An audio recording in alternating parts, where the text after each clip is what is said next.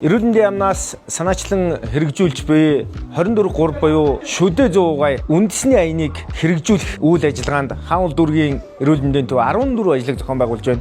Үүний нэг нь өнөөдөр шүд угаах угаалтын авраг шалгаруулах 10-аас 11 насны сурагчдын дундах тэмцээн 75 дугаар сургууль дээр зохион байгуулагдаж байна. За ер нь манай хаан дүүрэгт байгаа 15, 115, 32, 18, 75, 130, 52 гэсэн 7 ерөнхий боловсролын улсын сургууль дээр бид нар 4-5 сард 10-аас 11 насны сурагчдын дунд сургууль болгон дээр шүд угаалтын авраг шалгаруулах тэмцээнийг зохион байгуулна. Яг энэ 10-аас 11 насны хүүхдийн дунд шүдний өвчлөл өөрөө 56% байгаа. Энэ маань юу гэж хэлж байгаа вэ гэхээр 3 сурагч тутмын 2-т нь нэгээс дээш шүд цооролттой байна л гэж хэлж байна. Энэ маань өөрөө энэ шүд угаалтын авраг шалгаруулах тэмцээнийг зохион байгуулах үндсэн шалтгаан болж байгаа.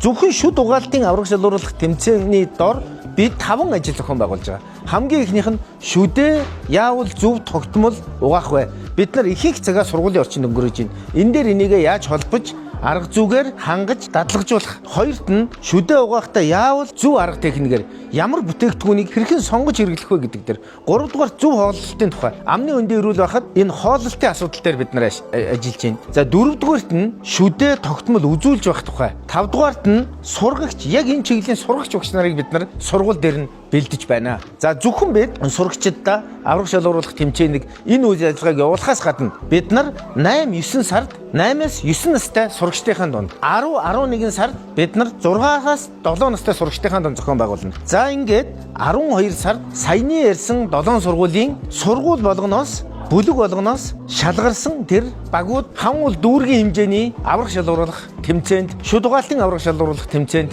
оролцсон. Ингэж бид аврагаа шалгаруулна. Аврагаа шалгаруулахын хажуугаар бид нар энэ шүд угаах арга зүйд бид нар хэрхэн суралцсан юм бэ? Ямар үр дүн гарсан юм бэ гэдгийг бид ярилцах болно. Энэ тухай та бүхэнтэй тэр үед дахин уулзаж ажлынхаа үр дүнг хуваалцах болно. За бид энэ 75 дугаар сургууль дээр бол 2400 хүүхэдтэй.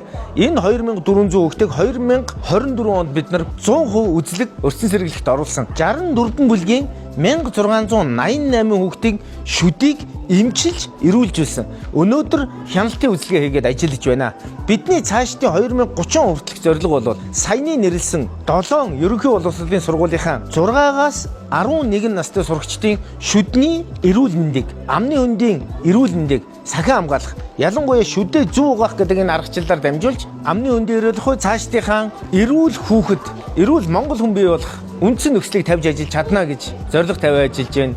Инхрийн үрсийн минь эрүүл мэнд бид бүхэнд юунаас ч илүү чухал. Ингээд Монгол хүн бүр эрүүл байх болтугай.